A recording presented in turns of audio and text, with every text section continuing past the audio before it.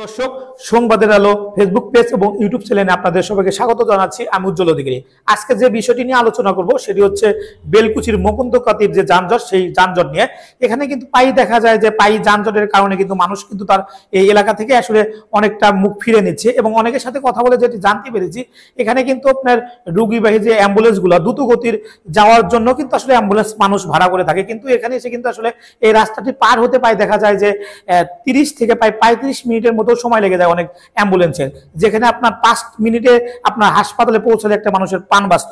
এবং অনেকের সাথে আরেকটা কথা বলে যেটা জানতে পেরেছি সেটা হচ্ছে স্কুলে যারা শিক্ষার্থীরা রয়েছে তারাও কিন্তু এখান থেকে যাইতে নিলে অনেকটা সময় তাদের বিলম্ব হয়। বিলম্বের কারণে কিন্তু তাদের ঠিক মতো ক্লাসে যেতে পারে না।